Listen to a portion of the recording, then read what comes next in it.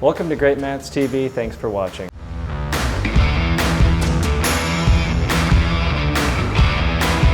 Many customers have come to us and told us that they need a sound insulation solution because they're dropping a lot of heavy weights on their floor and they have neighbors, whether it's in a shopping mall or they're upstairs from a dentist or something like this. Generally, maybe don't put a gym on top of a dentist, but you get my point. So we've come up basically with the best solution is going to be the category of a rubber paver, typically 2.5 to 3 inches thick.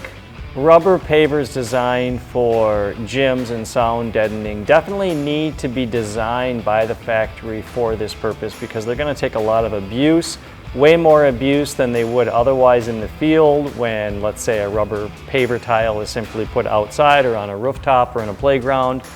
The abuse that will happen in a gym over many years from dropping weights is significantly different, and you definitely want to purchase a product that is designed for the athletic environment.